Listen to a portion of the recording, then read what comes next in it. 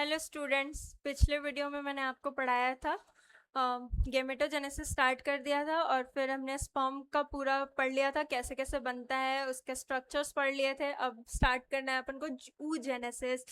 I hope so मैंने जो पिछले लेक्चर में पढ़ाया था वो आपने याद कर लिया होगा। अब स्टार्ट करते हैं। लास्ट में मैं चैप्टर के एक बार रिकॉल करवा दूंगी, समरी टाइप का दे दूंगी, ठीक है। चलो oogenesis स्टार्ट करते हैं, ठीक है। Let's start. The process of formation of mature female gamete is called oogenesis. देखो, process of formation of mature female gamete is called oogenesis। भाई ये वाला जो है ना डेफिनेशन, ये आपके लिए इंपॉर्टेंट है, ये याद रखना है। Process of formation of mature female gamete is called oogenesis, ठीक है।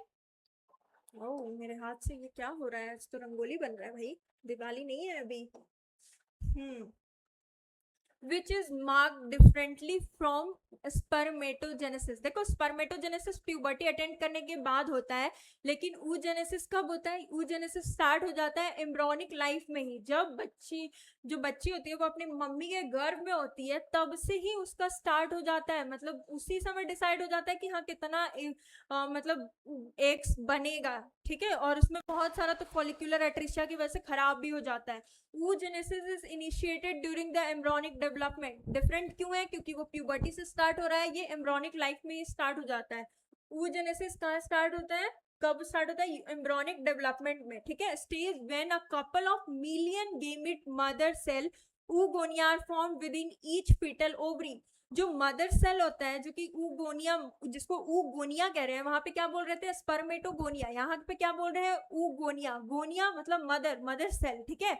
तो मदर को आज से ना तुम लोग गोनिया गोनिया बोलना स्टार्ट कर दो मम्मी को, ठीक। तो मम्मी सेल जो है यहाँ पे कौन है? ऊगोनिया है। वो कब फॉर्म होते हैं? जब वो अपनी मम्मी के पेट में होती है तभी। With in each fetal ovary no more oogonia are formed and added after birth। जो मम्मी सेल होती है ना, वो बर्थ मतलब कि जन्म लेने के बाद फिर नया मतलब न्यू oogonia ऐड नहीं होता है। वो जितना फिटल लाइफ में हो गया सो हो गया, ठीक है। तो यहाँ पे क्या है? No no more oogonia are formed and added after birth। Birth के बाद कोई भी oogonia ऐड नहीं होता है। The cell start division and enter into prophase 1 of meiotic division and get temporarily arrested at the stage called the primary oocyte। देखो भाई, इसमें क्या हो रहा है ना कि इसमें मतलब प्रोफेज 1, देखो oogonia बन गया। oogonia जो है मियोसिस स्टार्ट कर दिया, ठीक है। मियोसिस स्टार्ट करने के बाद मियोसिस 1 होता है, देन मियोसिस 2 होता है। मियोसिस 1 के टाइम में क्या क्या होता है? LZP डाई leptotene, zygotene, pachytene, diplotene and diakinesis. तो प्रोफेज 1 के प्रोफेज 1 के डिप्लोटीन स्टेज में ये क्या होता है? टेम्पररी अरेस्ट हो जाता है। कहाँ पे? डिप्लोटीन स्टेज में अरेस्ट हो जाता है। उसके बाद कब ये प्राइमरी oocyte स्टार्ट करेगा? जब ये प्यूबर्टी अटेंड करेगा, तब ये अपना मियोसिस 1 पूरा कंप्लीट करता है, ठीक है। मैंने जैसे उसमें स्पर्मेटोगोनिया, उसके बाद primary spermatocyte, secondary spermatocyte, spermatids, sperms, जैसे मैंने फ्लो चार्ट में बना के दिखाया था, मैं यहाँ भी बना के दिखाऊंगी, ठीक है। Each primary oocyte then gets surrounded by a layer of granulosa cell and is called primary follicle। देखो, उसके जो प्राइमरी oocyte जो है छोटा छोटा, उसके ऊपर क्या होता है? Granulosa cell. ऐसे ऐसे ऐसे ऐसे पूरा उसको सराउंड कर लेता है, ठीक है। ऐसे सराउंड कर लेता है उसको। उसको क्या बोलते हैं? प्राइमरी फॉलिकल्स बोलते हैं। A large number of this follicle degenerates during the phase from birth to puberty. ये क्या होता है? बर्थ से लेके, वो तो oogonia जितना बनना था वो मदर के जब वो बॉडी के अंदर थी तभी वो बन चुका था। तो उसके बाद बच्चा से लेके प्यूबर्टी अटेंड करने तक बहुत सारा क्या होता है? डीजनरेट कर जाता है from the birth to puberty। Therefore, at puberty, only 6,000 to 8,000 primary follicle are left in each ovary। एक ओवरी में 6,000 से 60,000 से 80,000 तक प्राइमरी फॉलिकल है। तो दोनों में कितना होगा? 1,20,000 या 1,60,000 ईच, मतलब सिर्फ एक में लेफ्ट रहता है। ये नहीं ये क्वेश्चन में बहुत घुमाता है कि दोनों, देखना पड़ेगा क्वेश्चन में कि दोनों ओवरी में पूछा है तो 1,20,000 1,60,000, लेकिन सिर्फ एक ओवरी में पूछा है तो 60,000 या फिर 80,000, ठीक है। प्राइमरी फॉलिकल्स होते हैं, the primary follicles get surrounded by more layer of granulosa cell and new theca are called secondary follicles. जब प्राइमरी फॉलिकल्स और उसके ऊपर और फॉलिकल्स आते जाएंगे और उसमें न्यू थिका बन जाएगा तो उसको क्या बोलेंगे, सेकेंडरी फॉलिकल्स बोलेंगे, ठीक है। और टर्शरी का साइन क्या है मैं बताती हूँ, the secondary follicle soon transformed into tertiary follicle which is characterised by a full fluid filled cavity, जिसको क्या बोलते हैं, एंट्रम। एंट्रम का नाम सुनो समझ जाओ, सेकेंडरी सॉरी टर्शरी फॉलिकल आ चुका है, ठीक है। एंट्रम मतलब फ्लूइड होता है, फ्लूइड फिल्ड कैविटी, अगर एंट्रम आ जाता है तो उसको क्या बोलेंगे, टर्शरी फॉलिकल बोलेंगे। The theca layer is organised into an inner theca interna, inner interna, outer externa. Inner वाले को क्या बोल रहे हैं, इंटरना, एक्सटर्नल वाले को क्या बोल रहे हैं, externa. It is important to draw your attention that it is at this stage that the primary oocyte within the tertiary follicle grow in size and complete its first meiotic division. देखो primary वाला oocyte जो है वो tertiary में grow हुआ, size grow किया, size grow करने के बाद वो क्या किया, फर्स्ट मियोटिक डिवीजन अपना कंप्लीट करेगा। It is unequal division. क्यों अनइक्वल डिवीजन कह रहा है, देखो बताती हूँ मैं। In the formation of large haploid secondary oocyte and tiny polar body. देखो क्यों इसको बोला गया है ऐसे, ये बोला गया है क्योंकि एक छोटा सा पोलर बॉडी बनता है और एक सेकेंडरी oocyte बनता है। सेकेंडरी oocyte जो है वो सारा का सारा साइटोप्लाज्म ले लेता है और इसके पास बहुत ही कम साइटोप्लाज्म बचता है, पोलर बॉडी, इसीलिए अनइक्वल डिवीजन है। अनइक्वल डिवीजन कहाँ पे होता है, ये सिर्फ और सिर्फ फीमेल बॉडी में देखने के लिए मिलता है ऐसा। अब वो सारा साइटोप्लाज्म न्यूक्लियस तो इसके पास भी होता है, कैरियोकाइनेसिस बराबर हुआ है, ऐसा नहीं है कि माइटोसिस जो है वो हिल गया है। माइटोसिस इक्वेशनल डिवीजन होता है तो इक्वेशनल डिवीजन ही उसमें हुआ है, लेकिन क्या हुआ है कि साइटोप्लाज्म इसमें कम है, साइटोप्लाज्मिक रेशियो डिफरेंट है, साइटोप्लाज्म इसमें कम है, उसमें साइटोप्लाज्म क्या है, ज्यादा है, ठीक है।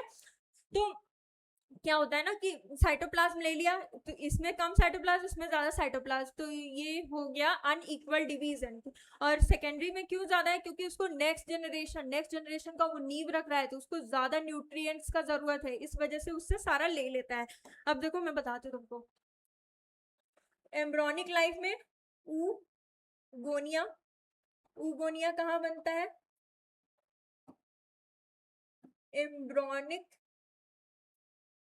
एम्ब्रॉनिक लाइफ में, ठीक है। अब ये जो है इंटर कर जाता है मियोसिस 1 में, ठीक है, मियोसिस 1 में इंटर कर गया, ठीक। 1 डिग्री प्राइमरी, इसको क्या बोलेंगे, प्राइमरी oocyte। प्राइमरी oocyte जो है मियोसिस 1, इसमें क्या हुआ, सॉरी एक सेकंड। ये ऊगोनिया किसमें, माइटोसिस करके नंबर बढ़ा के, इसमें क्या होगा, मियोसिस 1 होगा, ठीक है। मियोसिस 1 होगा तो ये कहाँ पे अरेस्ट हो जाएगा, मियोसिस 1 हुआ और ये अरेस्ट हो गया, अरेस्ट इन डिप्लोटिन स्टेज,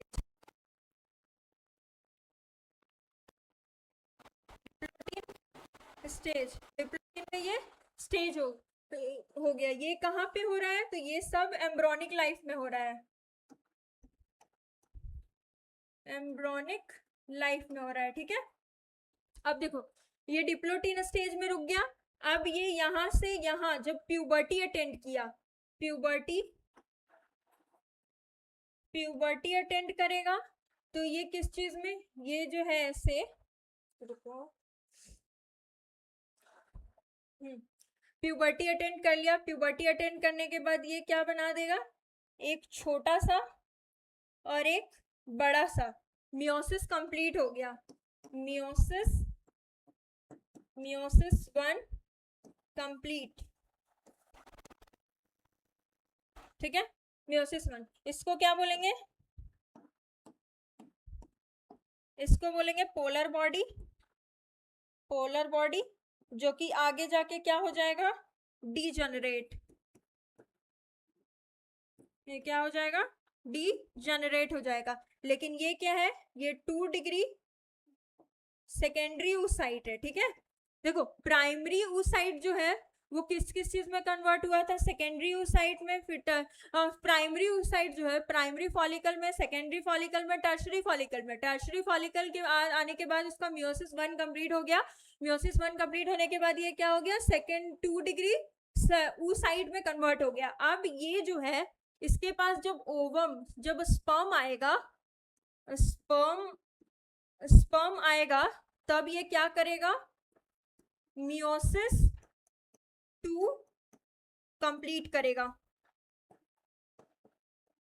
मियोसिस 2 कंप्लीट करेगा और ये क्या बनाएगा, ओवम बनाएगा, ठीक है। लेकिन अगर स्पर्म नहीं आता है, when sperm not enter, even sperm not fertilise, यहाँ पे लिखते हैं not fertilise 2 degree oocyte, then meiosis 2 incomplete. Meiosis 2 जो है वो कंप्लीट नहीं होगा, ये सेकेंडरी oocyte ही जो है वो बाहर आ जाएगा, ठीक है। तो हमने क्या पढ़ा, ऊगोनिया मदर के बॉडी में ही बन जाता है। जब मदर के बॉडी में एम्ब्रियो होता है उसी समय क्या बन जाता है, ऊगोनिया बन जाता है। ऊगोनिया से क्या बनता है, 1 डिग्री oocyte बनता है। मियोसिस 1 में क्या होता है, ये अरेस्ट हो जाता है, कहाँ पे, डिप्लोटिन स्टेज में। फिर कब स्टार्ट होता है ये, तो ये प्यूबर्टी के टाइम पे, ये प्यूबर्टी जब अटेंड कर लेगा उसके बाद फिर ये क्या, फर्स्ट मियोसिस 1 कंप्लीट करेगा, किस कन्वर्ट हो गया, पोलर बॉडी और सेकेंडरी oocyte में, ठीक है। सेकेंडरी oocyte के पास अगर स्पर्म आएगा, फर्टिलाइज करेगा, देन उसका मियोसिस 2 कंप्लीट होगा और ओवम में कन्वर्ट होगा। लेकिन अगर स्पर्म नहीं आता है तो उसका मियोसिस 2 जो है वो कंप्लीट नहीं हो पाएगा और वो वैसे ही बाहर निकल जाएगा। तो चाहो तो तुम स्क्रीनशॉट ले सकते हो इसका।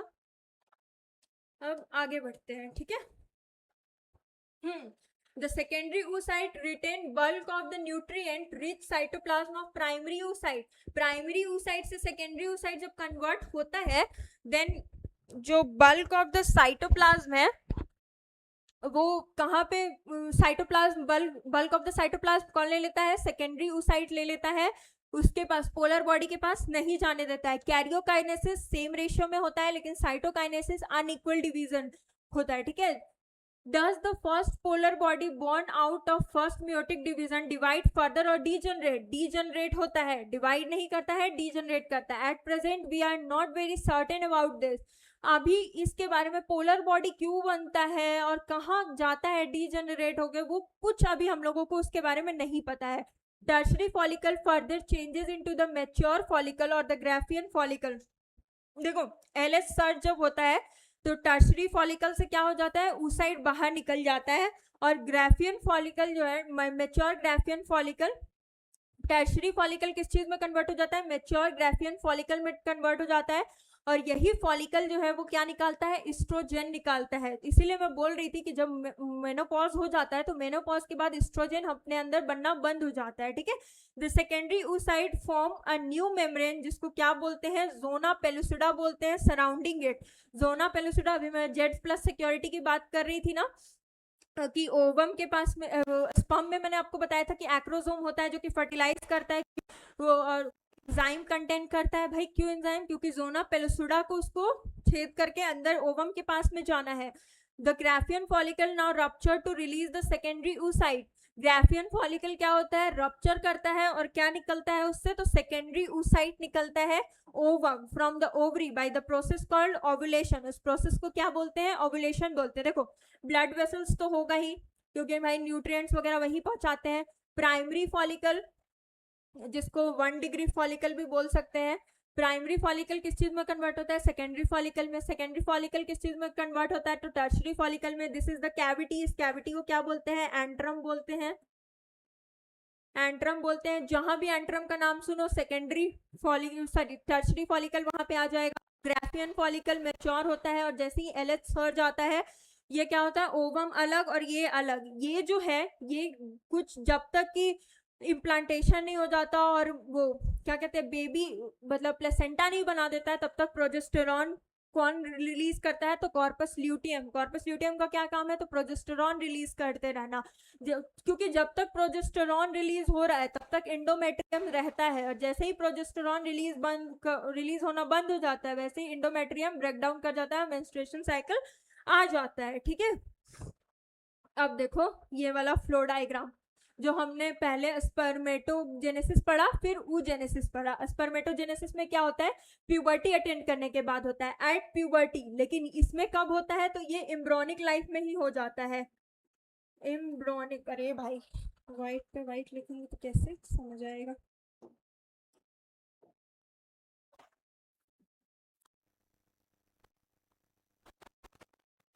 एम्ब्रॉनिक लाइफ में ही हो गया। ठीक है, पहले स्पर्मेटोगोनिया जो है वो कितना होता है? तो 2n होता है। 2n मतलब 46। उसमें माइटोसिस हुआ, डिफ्रेंशिएट किया, ये अपना नंबर बढ़ाया, और प्राइमरी वाले में माइटोसिस हुआ मतलब ये भी 2n होगा। अब फर्स्ट मियोटिक डिवीजन हुआ मतलब n हो गया क्योंकि ये रिडक्शनल डिवीजन है। अब n के बाद फिर मियोसिस 2 हुआ, सेकेंड मियोटिक डिवीजन। तो second meiotic division same as mitosis होता है तो ये भी n रह गया।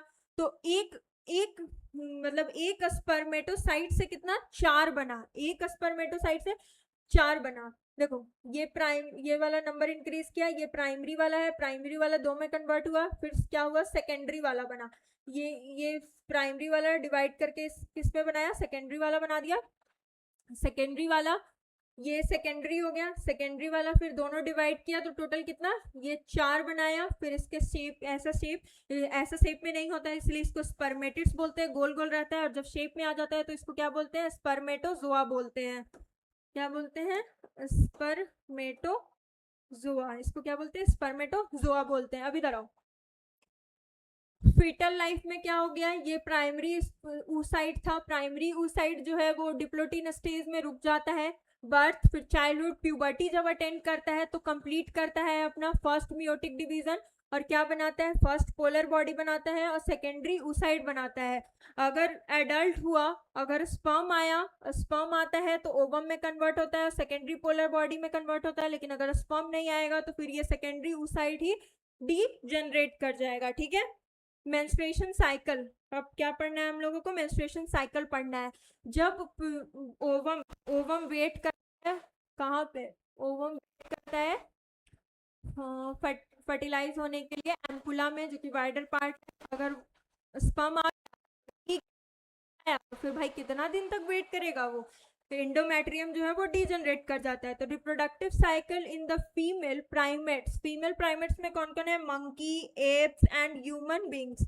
ठीक है, इनमें क्या होता है? तो मेंस्ट्रुएशन साइकिल चलता है। याद रखना किसमें किसमें? मंकी में, एप्स में और ह्यूमन बींग्स में। The first menstruation cycle begins at puberty, जिसको क्या बोलते हैं? मेनार्क बोलते हैं। पहली बार प्यूबर्टी अटेंड, जब लड़की प्यूबर्टी अटेंड करती है तो फर्स्ट मेंस्ट्रुएशन साइकिल जो आता है उसको क्या बोलते हैं?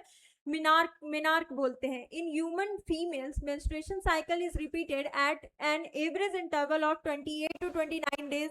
इट में वेरी, किसी में 27 डेज भी होता है, किसी में 28 डे भी होता है, किसी में 29 डे भी होता है। तो पता है अगर 26 डे का किसी का साइकिल है तो उसको 2 से डिवाइड करोगे तो 13 आएगा। तो 13 डे पे उसका जो एग है वो रिलीज हो जाएगा। तो 13 डे पे वो रिप्रोडक्टिवली भयंकर, अगर उस दिन क्वाइटस होता है तो फिर क्या हो जाएगा? वो प्रेग्नेंट हो जाएगी। ठीक है, और अगर 28 डे का साइकिल है तो उसको 2 से डिवाइड करेंगे तो 14 हो जाएगा। तो 14 डे पे अगर क्वाइटस होता है देन वो प्रेग्नेंट हो जाएगी। ठीक है, and the cycle of event starting from one menstruation till the next one is called menstruation cycle.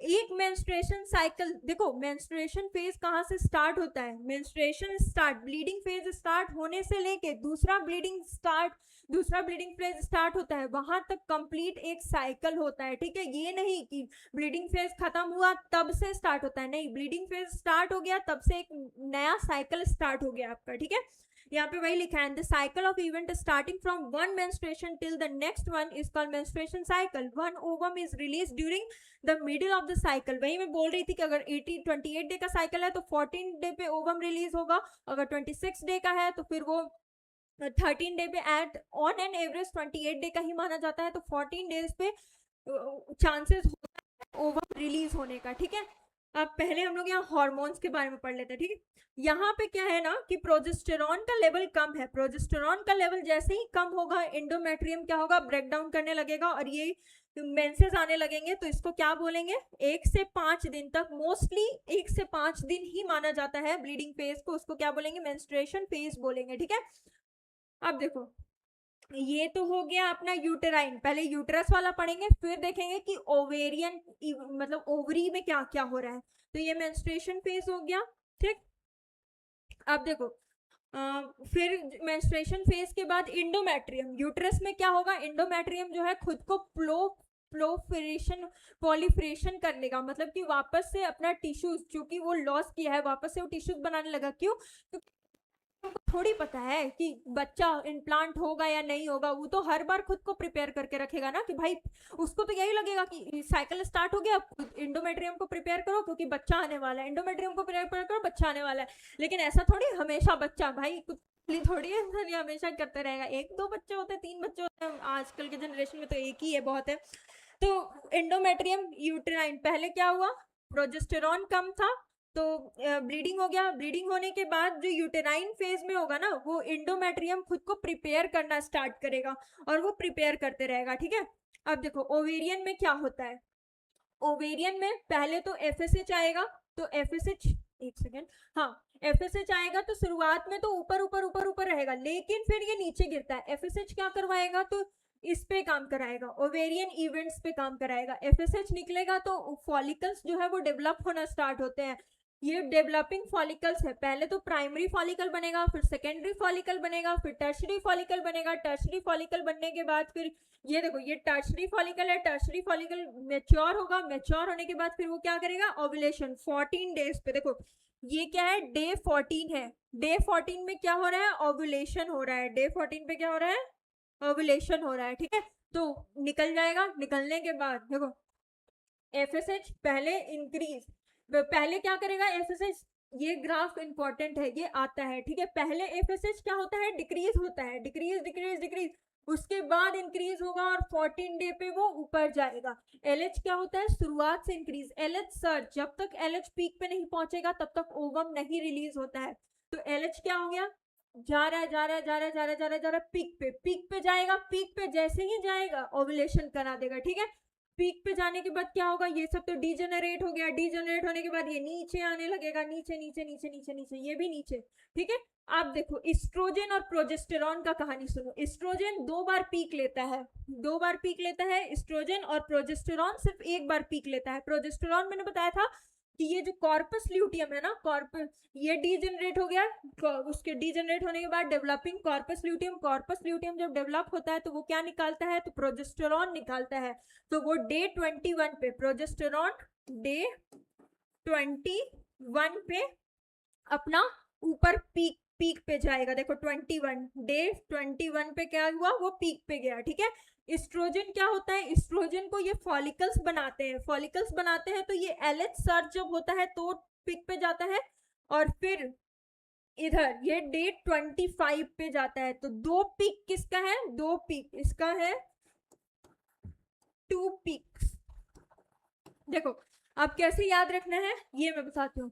Uterus में क्या हो रहा है, पहला 1 से 5 दिन तक ब्लीडिंग फेज चल रहा है, उसके बाद यूटेरस खुद को प्रिपेयर करना स्टार्ट कर दे रहा है, न्यू मतलब कि न्यू एंडोमेट्रियम वगैरह बनाना स्टार्ट कर रहा है। अब देखो ओवरी में क्या हो रहा है, हाइपोथैलेमस जो है प्यूटिटरी हार्मोन क्या है, एफएसएच और एलएच रिलीज कर रहा है। एफएसएच रिलीज हो रहा है तो फॉलिकल्स बन रहा है, follicles primary follicle, secondary follicle, tertiary follicle, tertiary follicle बन गया, उसके बाद मैच्योर ग्राफियन फॉलिकल बनने के बाद ओव्यूल 14 डे पे एलएच जो है वो एकदम शूट कर जा रहा है, एलएच शूट कर रहा है तो ओवम मतलब ओवम जो है वो रिलीज हो जा रहा है। तो पहले एफएसएच का ग्राफ पहले नीचे आएगा फिर ऊपर जाएगा, एलएच का शुरुआत से ऊपर रहेगा और 14 डेज पे एकदम पीक पे रहेगा, ठीक है। अब देखो एस्ट्रोजन का, एस्ट्रोजन जो है वो ओवुलेशन वाले दिन पे 14 डेज पे और डे 25 पे 2 पीक जो लेगा वो एस्ट्रोजन होगा। और प्रोजेस्टेरॉन जो है उसको कौन निकालता है, कॉर्पस ल्यूटियम रिलीज करता है, तो वो डे 21 पे होता है, ठीक है। तो आई होप सो कि आपको ये याद रहेगा, 2 पीक एस्ट्रोजन नीचे पहले आएगा फिर ऊपर जाएगा एफएसएच, एलएच सिर्फ एक बार पीक लेता है और प्रोजेस्टेरॉन कॉर्पस ल्यूटियम निकालता है, कॉर्पस ल्यूटियम बाद में बनता है, तो वो डे 21 पे रिलीज होगा, ठीक है। चलो, और फिर डे 28 के बाद फिर क्या हो जाएगा, न्यू साइकिल स्टार्ट हो जाएगा, ठीक है। अब आगे बढ़ते हैं। The major event of menstruation cycle shown, हमने पढ़ लिया उसको कि 2 पीक एस्ट्रोजन पहले डिक्रीज होगा फिर इंक्रीज होगा, एफएसएच एलएच सिर्फ एक ही बार डे 14 पे सर्ज होता है। और एक और हमने पढ़ा इसके बारे में, प्रोजेस्टेरॉन जो कि कॉर्पस ल्यूटियम रिलीज करता है, तो वो डे 21 पे होगा, ठीक है।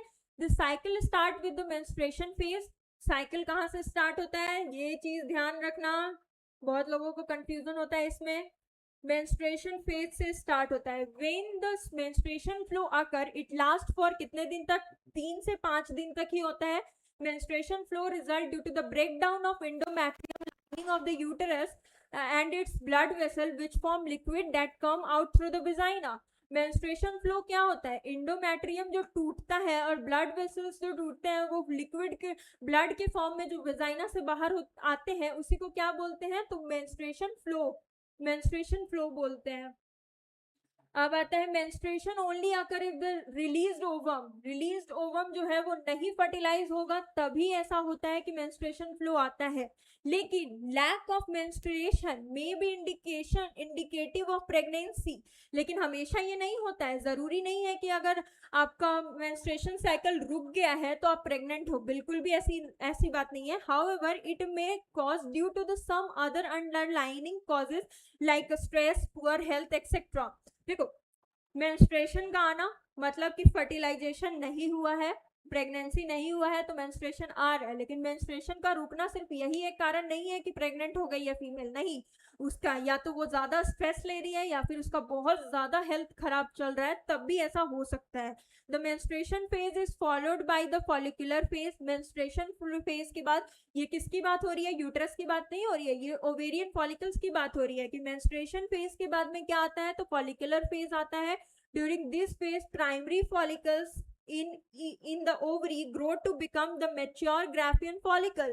प्राइमरी फॉलिकल किस चीज में कन्वर्ट होता है, सेकेंडरी में, फिर टर्शरी में, फिर मैच्योर ग्राफियन फॉलिकल्स में। And stimulate the endometrium of uterus regenerates through the proliferation मतलब वापस से बनना।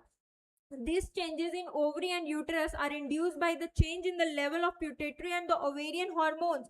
ये दो जो चीज हो रहा है, कहाँ कहाँ हमने पढ़ा था, तो मैंने पहले यूटराइन वाला बताया था, ब्रीडिंग फेज, उसके बाद फिर इंडोमेट्रियम अपना वापस से बनना स्टार्ट हो जाता है, फिर ओवेरियन फॉलिकल्स में हमने पढ़ा था कि फॉलिकल्स बनते हैं, ग्राफियन फॉलिकल्स, उसके बाद फिर वो डीजनरेट होकर कॉर्पस ल्यूटियम में। तो ये जो ओवरी और यूट्रस में जो चेंजेस आ रहे हैं वो किसकी वजह से आ रहे हैं, तो हार्मोनल चेंजेस की वजह से, लेवल ऑफ हार्मोन चेंज कर रहा है। कौन कौन सा, तो both प्यूटेटरी and ovarian hormone. Ovarian hormone में कौन आते हैं, ओवेरियन हार्मोन में एस्ट्रोजन आता है, एक सेकेंड, ओवेरियन हार्मोन में कौन आएगा, एस्ट्रोजन।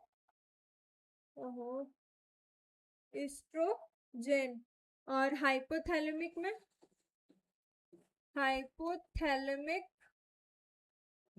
में कौन आएगा, LH FSH, ठीक है।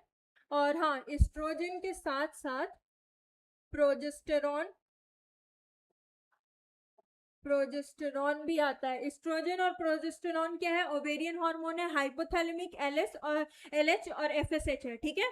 तो ये ध्यान रखना किसकी वजह से होता है चेंजेस, यूटेरस में और ओवरी में, तो हाइपोथैलेमिक की वजह से, और दूसरा ओवेरियन हार्मोन्स की वजह से। The secretion of gonadotropin LH and FSH increase gradually during the follicular phases।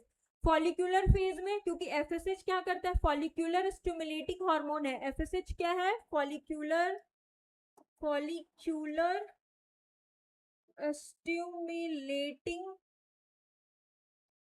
Stimulating hormone, ठीक है।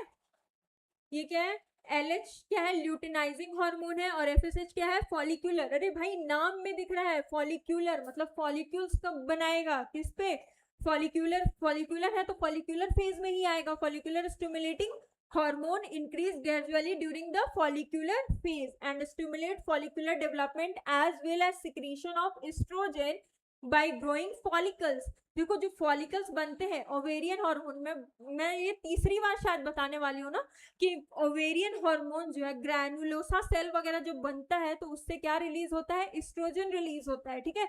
Both LH and FSH, LH और FSH अटेन करता है पीक कब, middle of the cycle 14 day पे, अबाउट 14 डेज।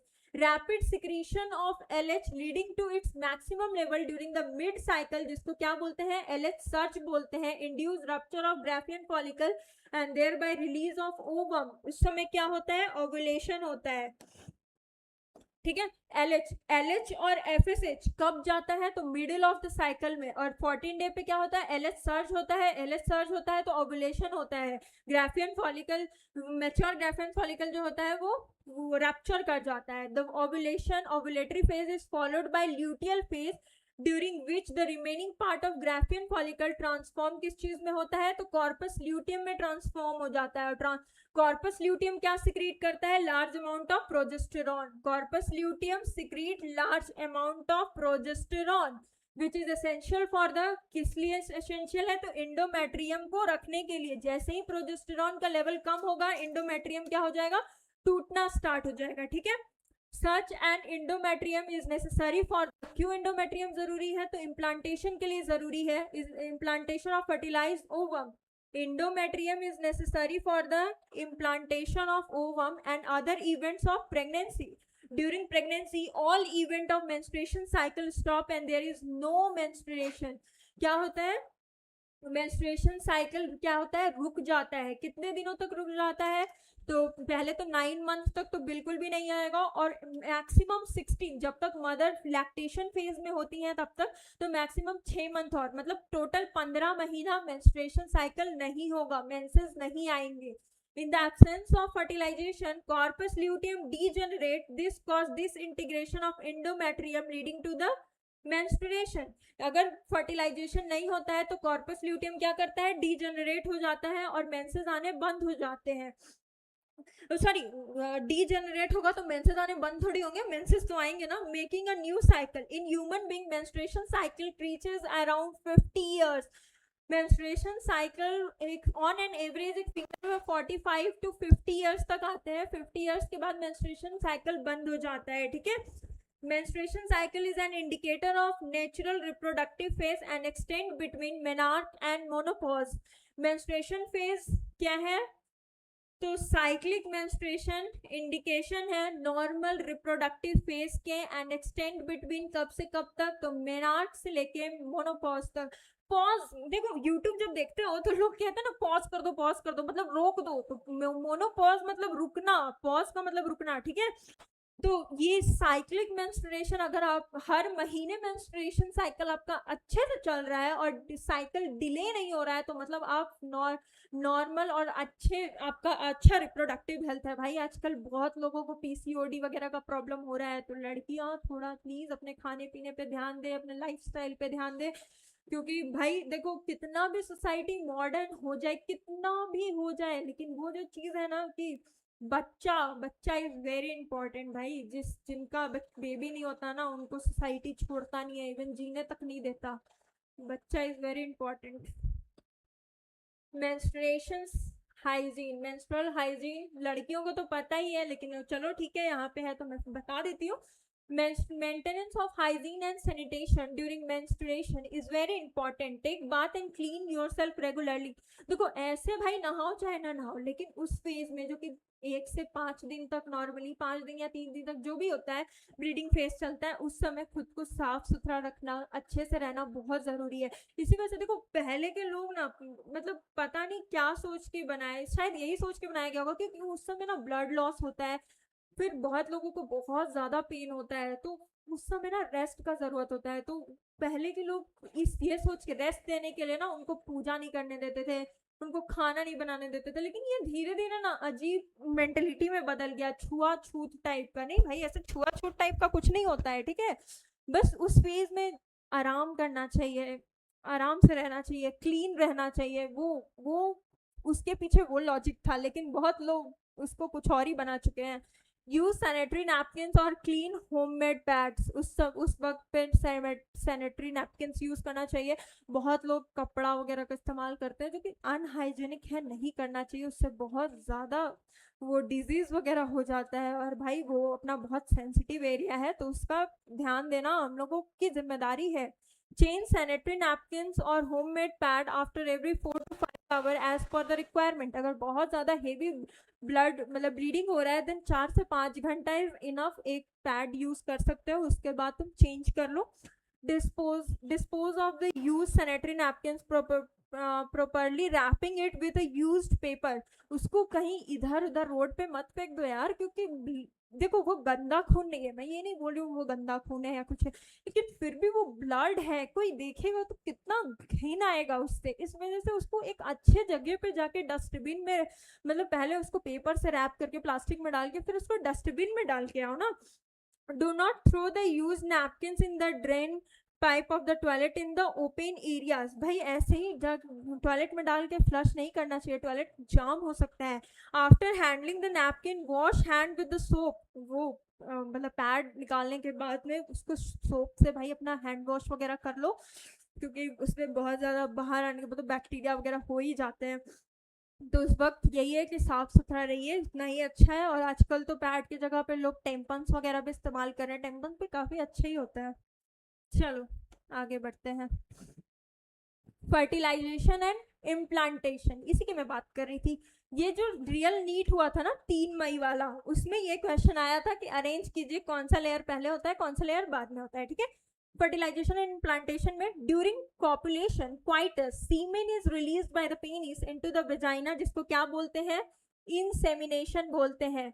तो क्या पेनिस क्या करता है, इंसेमिनेट करता है क्या सीमेन को, कहाँ पे, तो वेजाइना में। और वेजाइना के बाद इसको फिर खुद ट्रैवल करके जाना पड़ता है कहाँ पे, फिलोपियन ट्यूब के पास। इसलिए उसके मिडिल पार्ट में एम से मिडिल, एम से माइटोकॉन्ड्रिया, मिडिल पार्ट में क्या होता है तो माइटोकॉन्ड्रिया होता है जो कि उसको एनर्जी प्रोवाइड करता है। The motile sperm swim rapidly pass through the cervix, enter into the uterus and finally reach to the ampullary region of the Fallopian tube. Ampullary region में क्यों, क्योंकि एक्चुअल फर्टिलाइजेशन वही होने वाला है। The ovum released by ovary is also transported to the ampullary region where fertilization take place.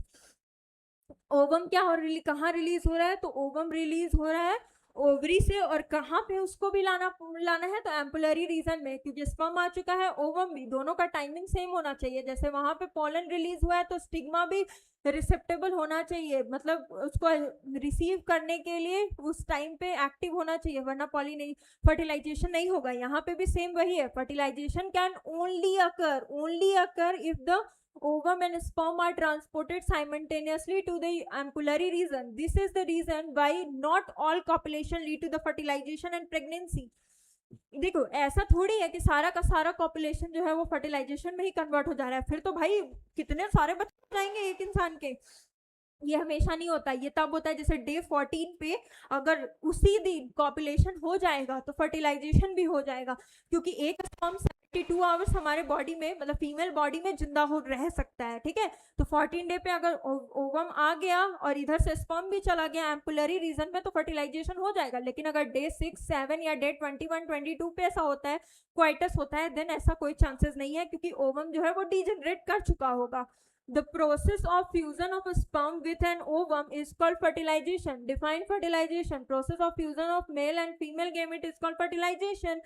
During fertilization, a sperm come in contact with the, पहले किससे आता है, जोना पेलुसिडा से आता है, जो कि क्या है, लेयर ऑफ ओवम है। अब तुम लोग कहोगे कि 200 to 300 बिलियन नहीं, स्पर्म महान है ना, बिलियन स्पर्म अगर बॉडी के अंदर गया है तो ओवम को सिर्फ एक ही स्पर्म क्या करेगा, फर्टिलाइज करेगा। एक से ज्यादा कर सकता है, नहीं बाबू नहीं कर सकता है, क्योंकि ज़ोना पेलुसिडा जो है ना सिर्फ एक दरवाजा खोला रहता है जो कि ZP3 होता है। अगर ZP3 से इंटर हुआ, ZP3 से अगर स्पर्म इंटर हुआ तो फर्टिलाइजेशन होगा, नहीं तो नहीं होगा, बाकी फिर लॉक कर देगा। जैसे ही एक स्पर्म आता है फिर लॉक हो जाता है ओवम। उसके बाद तो कहोगे कि ट्विंस कैसे बनते हैं, तो भाई ट्विंस जो है ना डाइगोटिक और डाइजाइगोटिक होते हैं और मोनोजाइगोटिक होते हैं। मोनोजाइगोटिक वाला क्या होता है कि जैसे कि एक ओवम है, एक स्पर्म आया, फर्टिलाइज किया और ओवम जो है फिर टूट गया, दो में कन्वर्ट हो गया। और डाइजाइगोटिक में क्या होता है, एक बार में ओवम रिलीज हो गया। भाई जरूरी थोड़ी है कि ऐसा लिखा हार्ड एंड फास्ट रूल थोड़ी है कि एक बार में एक ही ओवम रिलीज होगा, एक से ज्यादा भी हो सकता है। तो एक से ज्यादा मतलब दो हो गया, दो हो गया, दो ओवम, दो अलग अलग ओवम, दो अलग अलग स्पर्म उसको फर्टिलाइज किया, तो डाइजाइगोटिक ट्विंस है। डाइजाइगोटिक ट्विंस एक जैसे नहीं दिखते हैं, लेकिन मोनोजाइगोटिक एक जैसे दिखते हैं। और अगर मोनोजाइगोटिक ट्विंस है तो दोनों का सेक्स भी सेम होगा, और डाइजाइगोटिक है तो दोनों का सेक्स अलग होगा। क्योंकि देखो मेल के अंदर XY, फीमेल के अंदर XX, अगर ये हुआ तो XX बनेगा, ये हुआ तो XX बनेगा, लेकिन ये दोनों तो XY XY। तो एक स्पर्म और एक फीमेल बन रहा है, ये वाला आया, इसके पास X था, और ये जो स्पर्म है इसके पास Y था, ये क्या बनेगा, XY बनेगा।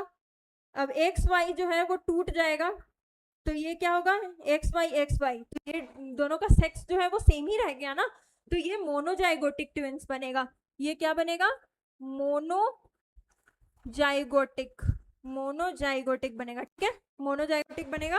और अगर दो ओवम है, दो अलग अलग स्पर्म से है, तो डाइजाइगोटिक ट्विंस बन जाएंगे, ठीक है।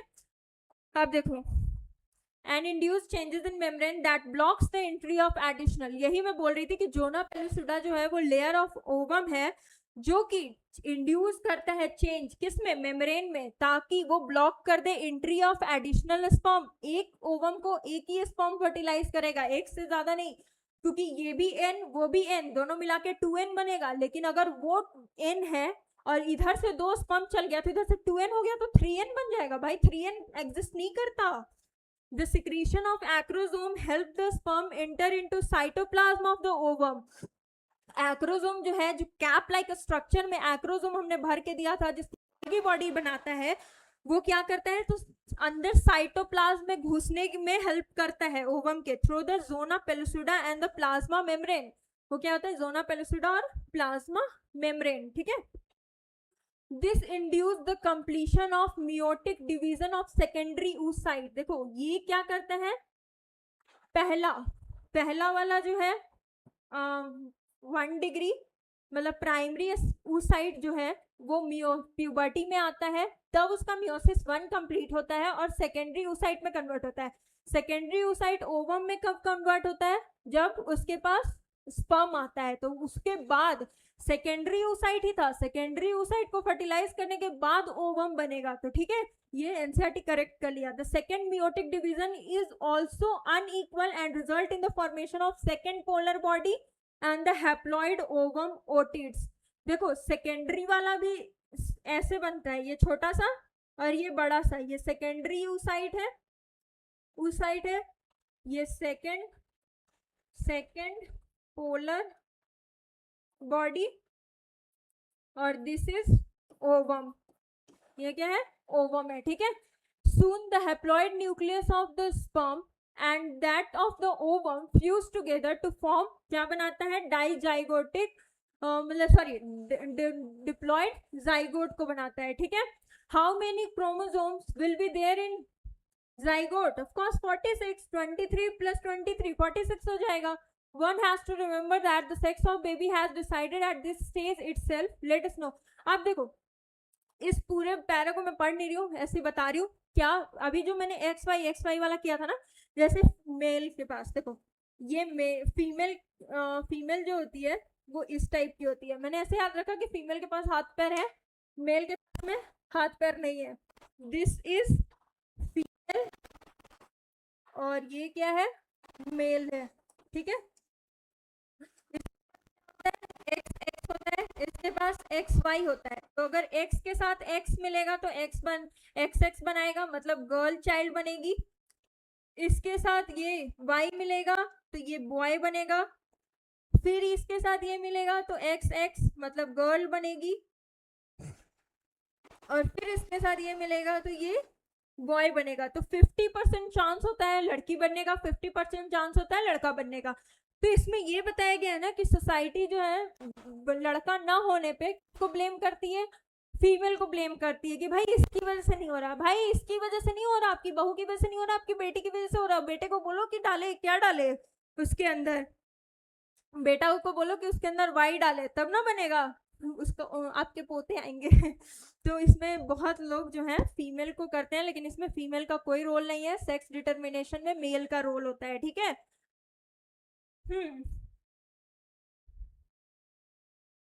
अब देखो, mitotic division start as the zygote moves through the isthmus of the oviduct call the cleavage towards the uterus. देखो, एम्पुला में फर्टिलाइजेशन हो गया, सेक्स वेक्स सब बन गया उसका, 2n हो गया, जाइगोट। अब जाइगोट क्या करेगा, यूटेरस में जाएगा, कैसे, तो स्टेमस से होके। क्लीवेज डिवीजन मतलब ये देखो, ये जो सेल है ना, उसमें पहले एक न्यूक्लियस था, इसमें फिर जो है क्लीवेज हो गया, क्लीवेज हो गया, तो इसमें क्या हो गया, ढेर सारा ढेर सारा ढेर सारा बन गया। तो इसी के अंदर मतलब कि साइज उतना ही रहेगा, ये साइज जो है वही साइज ये भी है, लेकिन अंदर में क्या हो गया, ढेर सारा सेल्स बन गया टुवर्ड्स द यूटेरस जाते जाते। तो 2 4 8 16 डाउटर सेल बन जाता है, जिसको क्या बोलते हैं, ब्लास्टोमेयर्स बोलते हैं।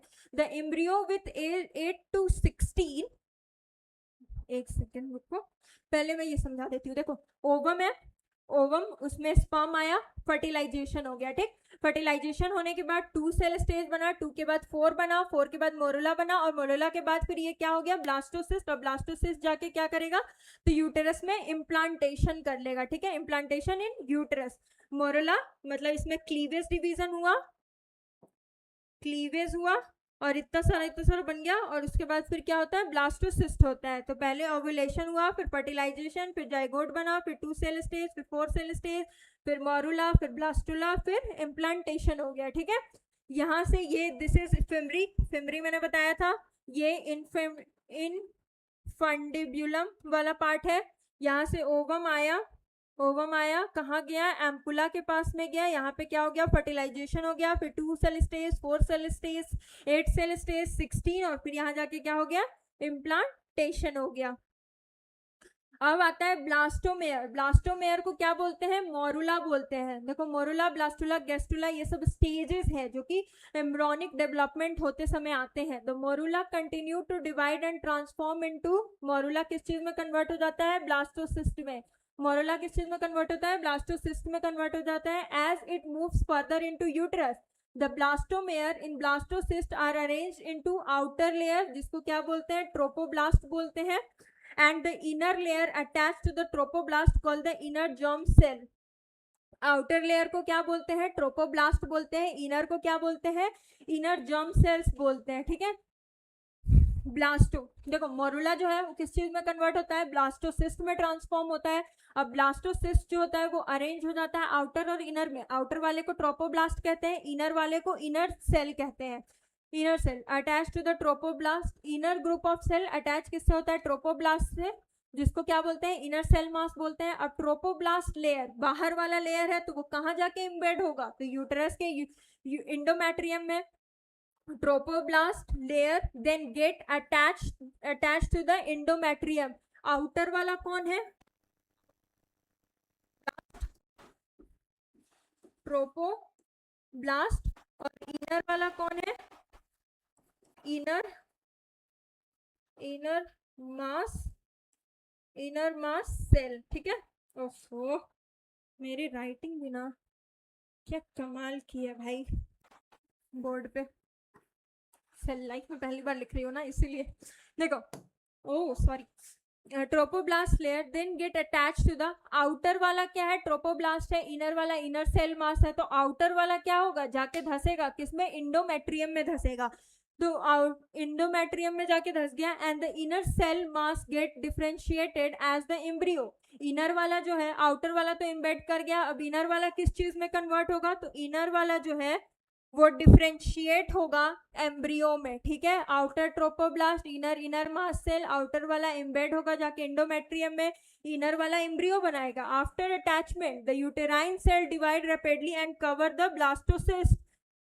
यूटेरस क्या करता है, उसको पूरा कवर कर लेता है, ठीक है, और उस किसको कवर कर लेता है, ब्लास्टोसिस्ट को। As a result blastocyst become embedded in the endometrium of the uterus. Endometrium के अंदर लगता है कि वो धस चुका है, this is called implantation, and this leads to the pregnancy. ये क्या करता है, प्रेगनेंसी लीड करता है, ओके।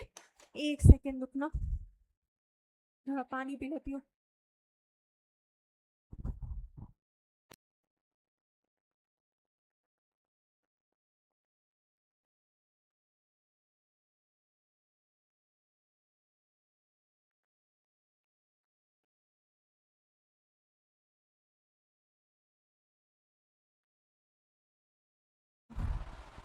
चलो स्टार्ट करते हैं। प्रेगनेंसी एंड एम्ब्रियोनिक डेवलपमेंट, ठीक है। After implantation finger like projection appear on the trophoblast, जिसको क्या बोलते हैं, क्रॉनिक विलाई बोलते हैं। कैसा होता है, फिंगर लाइक प्रोजेक्शन होता है ट्रोपोब्लास्ट के। देखो ट्रोपोब्लास्ट जो था वो